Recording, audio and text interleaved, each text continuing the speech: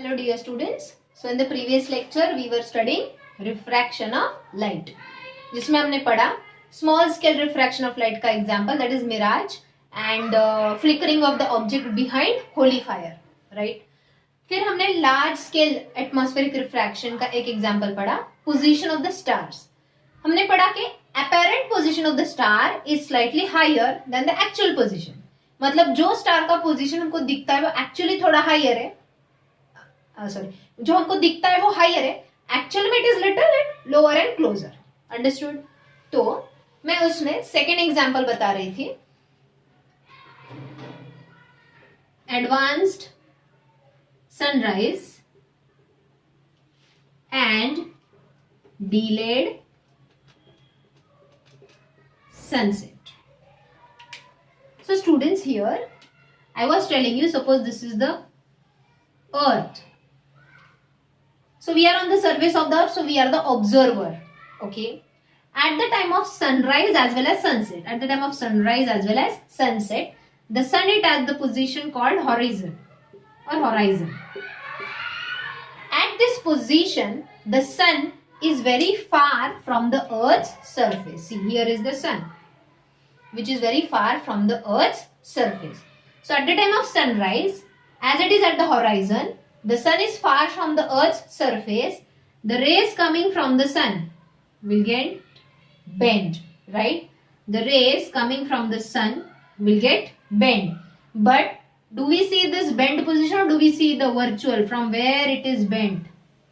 Exactly from there we see it, right?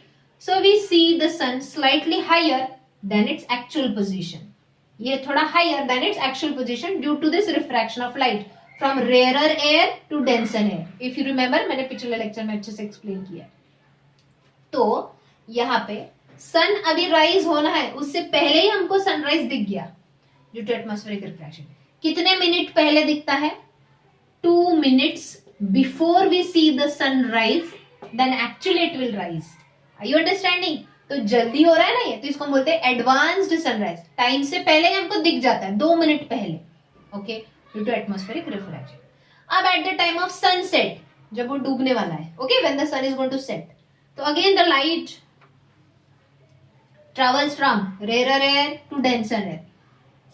Sunset के वक्त भी वो हॉराइजन पे है, अर्थ से दूर है, तो रेयर एयर से डेंस एयर में आ रहे रेज. बट एक्चुअल में we see the one from where it gets bent.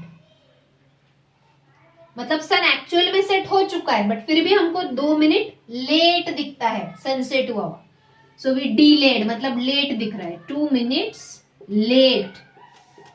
Sunset होने के बाद भी वो 2 मिनट तक दिखते रहता है. तो देखो, सनराइज के वक्त वो 2 मिनट पहले दिखता है, सनसेट के वक्त वो 2 मिनट बाद तक दिखता है. सो 2 + 2 टोटल 4 minutes हमको सन ज्यादा दिखता है because of advance sunrise and delayed sunset. तो if in one day there are 24 hours, in one day there are 24 hours, suppose इसमें 12 घंटे डे टाइम है और 12 घंटे नाइट टाइम है, बट डे टाइम में ये 4 मिनट ऐड हो जाते हैं, तो एक्चुअली डे टाइम हो जाता है 12 hours 4 minutes. तो नाइट में से 4 मिनट कम हो गए, क्योंकि 4 मिनट से हमको ज्यादा दिखा है, तो यहाँ पे हो जाएगा 11 hours 56 minutes. समझे? So due to advanced sunrise and delayed sunset, the duration of the day increases by 4 minutes. दिन का जो टाइम है 4 मिनट से बढ़ जाता है. मैं बोल रही हूँ दिन का, पूरे 24 घंटे में 4 मिनट ऐड नहीं होते. 24 घंटे में से जो डे टाइम है वो 4 मिनट से ज्यादा होता है, इसीलिए नाइट टाइम 4 मिनट से कम हो जाता है. समझे? तो ये दोनों भी because of what? Atmospheric refraction on a large scale. Okay, पूरी सन की लाइट को रिफ्रैक्ट कर रहा है एटमॉस्फियर. सनराइज 2 मिनट जल्दी दिखता है, सनसेट 2 मिनट लेट दिखता है. ओके, सो ये था एग्जाम्पल. अब students, we will talk about twinkling of stars.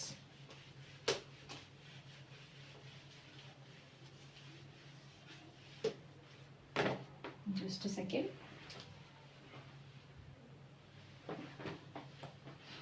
Okay, now we will talk about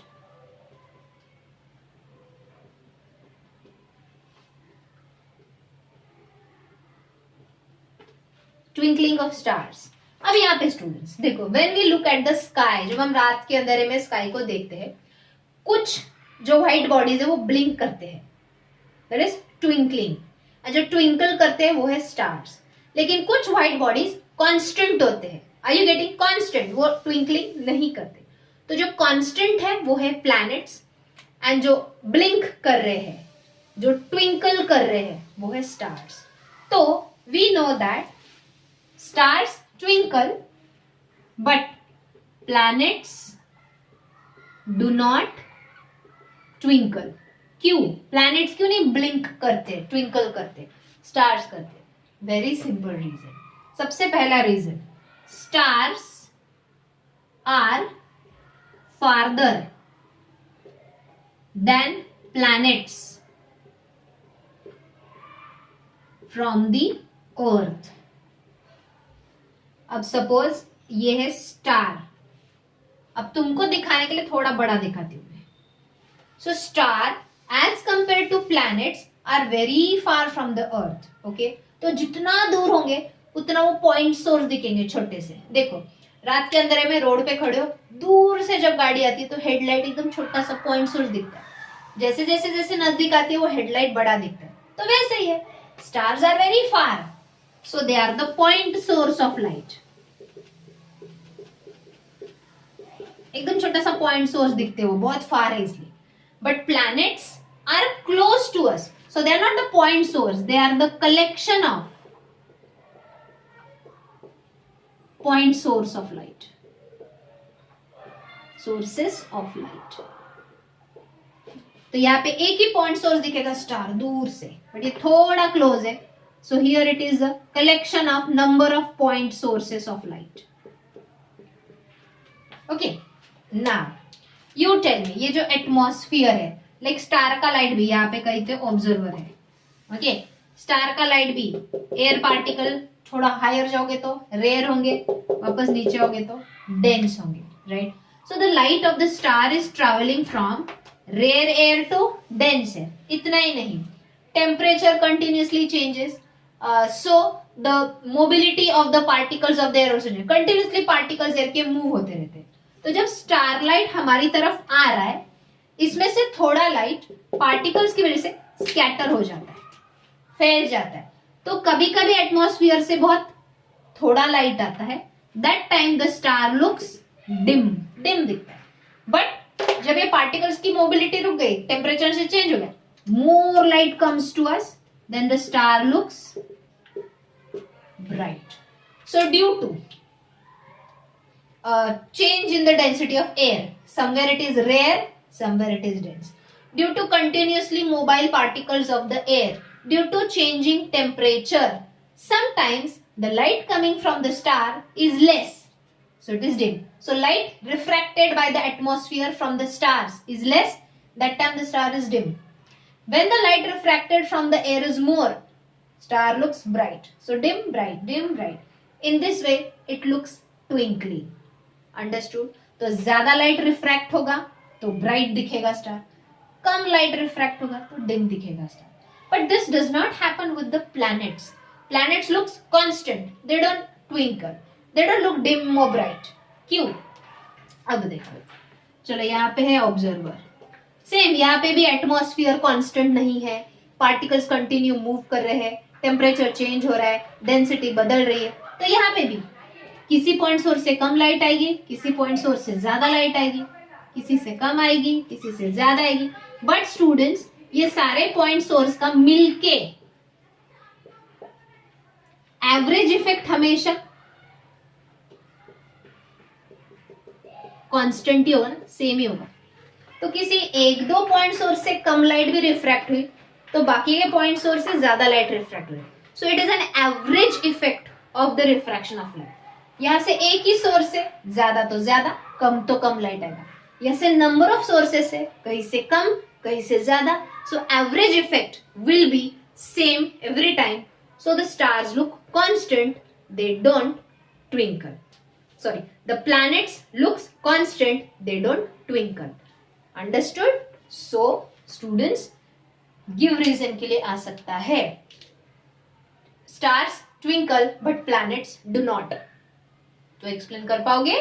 देखो, stars are farther from the earth's surface than the planets, so the stars are point source of light. The atmosphere is not constant, temperature changes, air particles keeps on moving, because of which from the point source of the stars sometimes less light is refracted, that time the star looks dim. Sometimes more light is refracted, that time the star looks bright. So that is why it appears twinkling. But planets are closer to the Earth's surface than the stars. So they are the collection of point source of light. So from some point sources from the planet, less light is refracted, and from other sources, more light is refracted. But the light reaching to the surface, reaching to the observer, is always the average effect. So it always looks constant. It does not look bright and dim, means it does not twinkle. Okay? So give reason. I hope you all be able to write. Now students, ये lesson में हमको 3 phenomenon पढ़ने हैं. पहला था refraction, जो हमारा complete हो गया. अब हम सेकेंड फिनोमिनॉन स्टडी करेंगे, dispersion of light. Okay,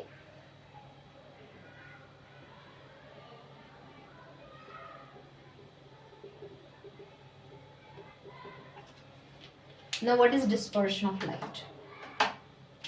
For this we need a prism. Now what is a prism? Two plane glasses are inclined at an angle. एक एंगल में हमने उनको अरेंज किया, तो it becomes a 3-dimensional structure, that is a prism. अब यहाँ पे मैं 2-dimensional निकाल रही हूँ, बट यूट्यूब गूगल सर्च करो, प्रिज्म का डायग्राम देखो, you will see the pyramid like glass structure, that is a prism. सबसे पहले ये न्यूटन ने डिस्कवर किया. So see here student, this is the prism of a glass. अब यहाँ पे जब मैंने व्हाइट लाइट इंसिडेंट किया, which light it is? White light.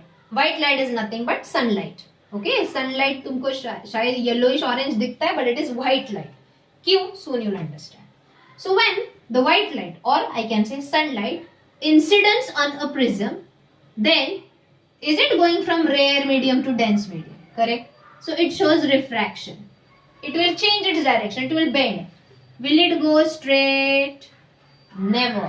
From one medium to another medium it is going. Transparent medium है दोनों, तो अपना डायरेक्शन चेंज करेगा. बट यहाँ पे ये प्रिज्म में से पास हो रहा है, ग्लास स्लैब में से नहीं, जो पहला एक्सपेरिमेंट है. प्रिज्म में जाने की वजह से ये लाइट रिफ्रैक्ट होने के साथ साथ स्प्लिट भी होता है into its component colors. Now let me tell you, white light, that is sunlight, is the combination of Vibgyor, that is violet, indigo, blue, green, yellow, orange, red. तो ये जो व्हाइट लाइट है, ये 7 colour का मिलके बना है. Are you getting that? तो ये कलर जैसे प्रिज्म में एंटर किया, रिफ्रैक्शन के साथ साथ स्प्लिट, सेपरेट हो गए. Again from the prism they will come out, थोड़ा और बेंड होके आएंगे. Are you getting me? क्योंकि वापस एक बार रिफ्रैक्शन होगा. So here I am writing VIBGYOR. अब 7 लाइन नहीं दिख रहे शायद, but just imagine there are 7 colours. अब यहाँ पे अगर देखोगे, सबसे ज्यादा बेंड कौन हुआ? Violet colour. सबसे कम बेंड कौन हुआ? Red colour. So red colour bends least, सबसे कम बेंड ये होता है. Violet colour bends the most. क्यों? क्योंकि ये जो this every colour of the light has a particular wavelength. Students, उनको पता है, लाइट हो या साउंड हो, वेव्स में ट्रैवल होते हैं, तो वो वेव की वेवलेंथ होती है. तो let me tell you one thing, wavelength का सिंबल अगर याद है, हमने 9th में पढ़ा है साउंड चैप्टर में, lambda. The wavelength of violet colour is less.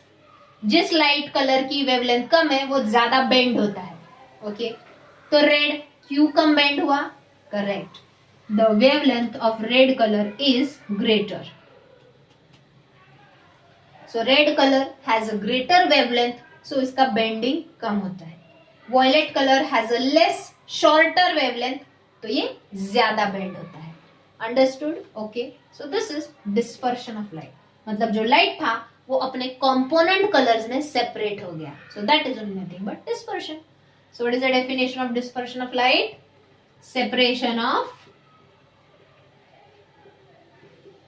component colors of light. फिर वो कोई भी लाइट हो. अब व्हाइट लाइट के कंपोनेंट कलर्स विबग्योर है. तुम कोई भी और दूसरा लाइट लो, प्रिज्म में से पास करो, वो 3, 4, 2 कलर में स्प्लिट हो जाएगा according to its component colours. Okay, उसमें जितने कलर है उतने सेपरेट होंगे. So separation of component colours of light is called dispersion of light. And students, ये जो बैंड ऑफ कलर्ड लाइट हमें यहाँ पे मिलता है, after dispersion the split components of the light color which we obtain is called spectrum of light. What it is called? Spectrum. So it is a spectrum. The band of तुम book में exam diagram देखो, it is looking like a band. Wrist band वगैरह होता है देखो, just for a show, okay, as a style statement. तो band की तरह दिखता है वो. Having a band of component colors is called spectrum. So I hope you all have understood the second process, the second phenomenon, the natural phenomenon which we are going to study, dispersion of light. Rainbow formation इसी की वजह से होता है. Okay, let's see that.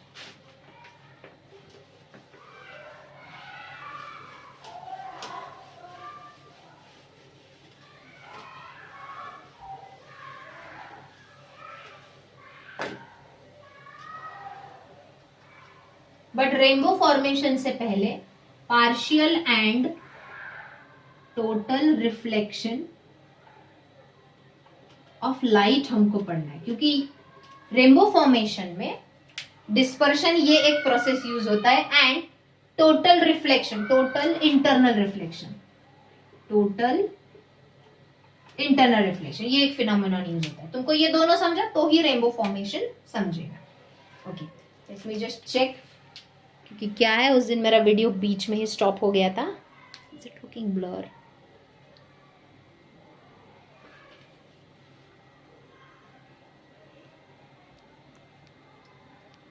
God, it was blur और what?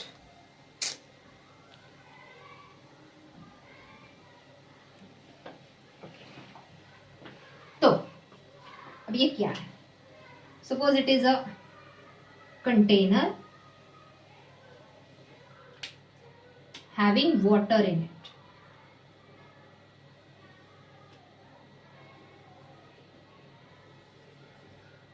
So this is the water, that is the dense medium, and this is the, suppose ये surface of water. मैं एक line draw करती हूँ यहाँ पे, surface of water. So what will be this medium, students? Air, that is rare medium.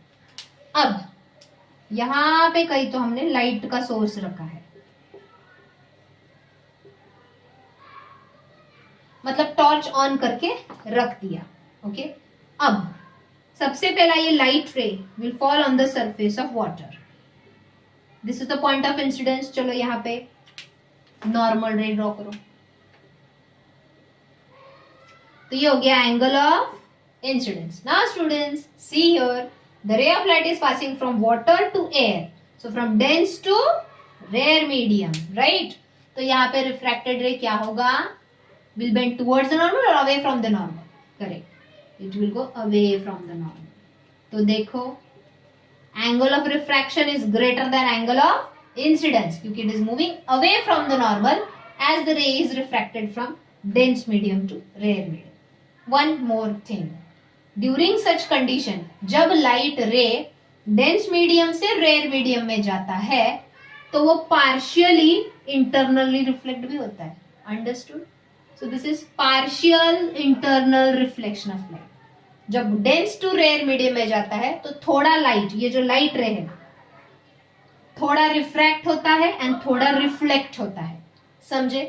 तो यहाँ पे ये कंप्लीटली रिफ्लेक्ट हुआ क्या? नहीं, इसका थोड़ा पार्ट, ये लाइट का थोड़ा पार्ट रिफ्रैक्ट हुआ, थोड़ा पार्ट रिफ्लेक्ट हुआ.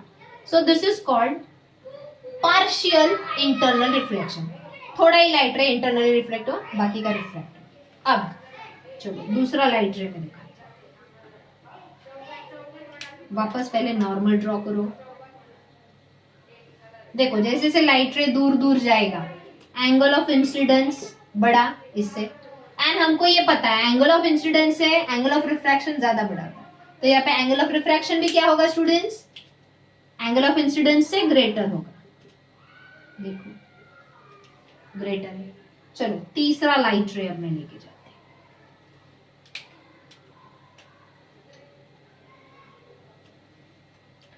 Now here angle of incidence is so great that the reflected ray will go parallel to water surface. Means is the angle of refraction 90 degree. देखो. So this angle of incidence at which, अच्छा यहाँ पे partial reflection भी हो रहा है. ये थोड़ा रिफ्रैक्ट हुआ, थोड़ा रिफ्लेक्ट हुआ, पार्शियल हुआ. अब यहाँ पे देखो, this is the incident ray having the angle of incidence I, such a large I that the reflected ray goes parallel to water surface, due to which the angle of refraction is 90 degree. So at this point where the angle of refraction is 90 degree, this angle of incidence is called critical angle. What it is called? Critical angle. अब last ray दिखाती हूँ. थोड़ा container बड़ा निकालना चाहिए था.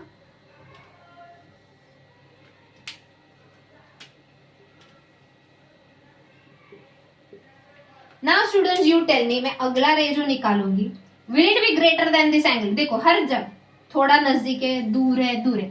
जैसे जैसे हम दूर दूर दूर लेके जा रहे हैं रे को, एंगल ऑफ इंसिडेंस बढ़ता जा रहा है. ये एंगल ऑफ इंसिडेंस क्या है? Critical angle.